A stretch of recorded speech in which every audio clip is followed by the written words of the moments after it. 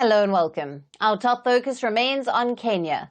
While anti-government protesters are standing up against the authorities, they have now received a crucial court backing. A Kenyan court has suspended a police ban on protest in Nairobi and surrounding areas. The Nairobi High Court issued a conservatory order against the ban, pending a final ruling on the case. The court said it will hold another hearing on the 29th of July. The ban was put in place by the Kenyan Police on Wednesday, citing that the protests had been infiltrated by criminals. The police said that no protests will be allowed in Nairobi Business District and surroundings to ensure public safety. The area has been the epicentre of the anti-government demonstrations that began last month. The youth-led protests started as rallies against the now scrapped proposed tax hikes, but they have now snowballed into a mass campaign against President William Ruto and his administration. The protests took a chaotic and deadly turn, particularly on the 25th of June, when protesters stormed Parliament and police fired live bullets at demonstrators. As per the rights groups, a total of 50 people have been killed and 413 injured since the demonstrations began. While the Kenyan police have been accused of rights abuses and using excessive force against the protesters. The government has tried to quell the anger by listening to some of the protesters' demands. Not just scrapping the tax hikes, but President Ruto has fired the entire cabinet. He has also planned Ruto's multi-sectoral talks for this week to address the protesters' grievances. But protesters have rejected participation, while they have continued their calls to gather in the streets. On Thursday, some of them called for people to gather with their camping gear to occupy a park adjacent to the Nairobi city centre. Protesters say that they want Ruto to resign and are calling for reforms to clean up corruption and address poor governance. So while the authorities are attempting to stop the protests, courts have allowed people to demonstrate, and the public anger does not seem to die down. It is still to be seen how long it will take for the chaos to retreat from Kenyan streets. Now, for more on this, we are being joined by Macharia Munene, a political analyst. He is also a professor of history and international relations at the United States International University, Africa. He joins us live from Nairobi. Thank you for being with us, Professor. Thank you very much. Glad to be here. Now, the court has overturned the order by Ruto, the High Court, stating that citizens have a right to demonstrate peacefully, leading to the suspension of the ban. What are your thoughts on this? Well, the courts have done the right thing. It was expected that they will do that. What is interesting is when the police issued the ban, the demonstrators generally kind of looked at it and they did the normal things. Their supporters went to court and pointed out that it was unconstitutional, that the police commissioner or inspector general has no power to issue such bans constitutionally. So it was expected that the court, once it hears the evidence, would overturn the whole thing because it would be an infringement of fundamental rights of people to assemble peaceably. And although the attempted explanations were sounding interesting, they were not convincing enough to permit infringement on fundamental rights. So the courts did what was expected. Absolutely. And yeah. And the police put this ban in place, saying that it was to ensure public safety. Did they have to go as far as putting a ban on demonstrations? What are your thoughts? Well, I think the police were looking, not just the police, but the entire government system is looking for a way of diffusing the whole thing.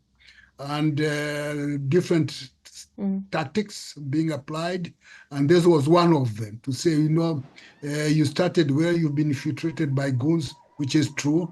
There have been some hoodlums, and therefore it's your interest we are trying to look after. It was a way of government trying to diffuse the whole thing in the hope that if people are told not to demonstrate, then it will peter out. Unfortunately, that does not seem to be the case because the argument does not seem to work out very well. There have been claims that some of these goons are sponsored by some politicians because what has happened with the time is that the politicians are very unhappy because they are not responsible for this turnout of demonstration. The magnitude of it is revolutionary in itself. Attitude, it's an attitude thing as opposed to simply turning out. And the politicians who like to get credit for a lot of things, they are not getting credit for this. Instead, some of them are suspected of having some strange behavior. Right. And the protesters are calling for Ruto to resign. These protests have been the biggest challenge to Ruto during his tenure so far. What do you make of the current political crisis in Kenya? Well, it's likely to stay for some time. It's not going to end tomorrow. Well, the protesters seem to score some points. They did manage to get not only the removal of the offending finance bill, but the resolution of the cabinet was one of the things that could be said to have been because of their activities. But today, the president appointed half of the former cabinet, and the composition leaves something to be desired because it returned at least 5 of those who had officially been dismissed, and then the others are new faces, so we are told. So it's likely to go on for some time, and it's a kind of a test of will from both sides to see who will blink faster than the other. There is an attempt by the president to see whether the opposition can be persuaded to join his government in the hope that it will help to lower the temperatures. But it's a game of wit, strategies, and see who blinks first. But yes, there is increasing demand that not only the president, but also the entire parliament should be dissolved so that the country can start afresh. But that will require a lot of strategies and logistical analysis. But there is that desire by the youth, because they are the ones driving this thing, not the politicians. And they seem to be well equipped in terms of the mind. It's a revolution of attitude rather than material revolution. And that one is very difficult to deal with when the revolution is of the mind. And so the government has a problem dealing with this new phenomenon. Absolutely. Professor. Yeah. Professor, thank you for being with us on Firstpost Africa and sharing your valued insights on the situation in Kenya. Thank you very much.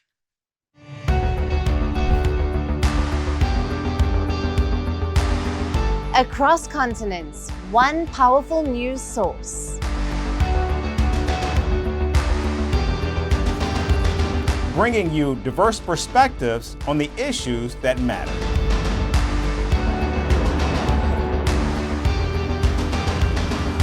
We go beyond the boundaries to give you that little extra about every sporting moment.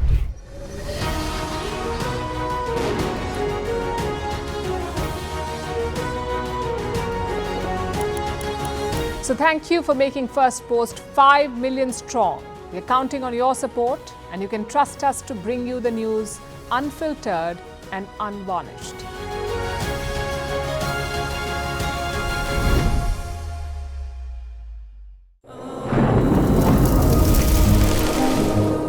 Climate change is on our doorstep.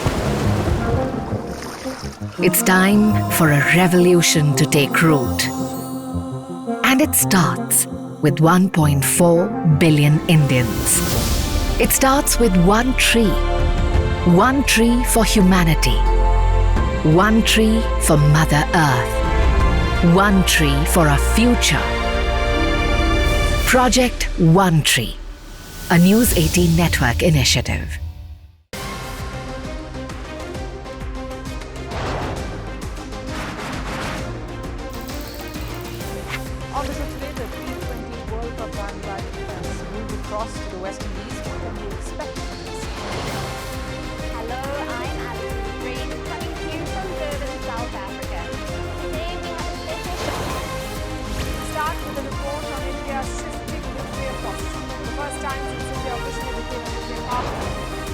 and welcome to Firstpost America.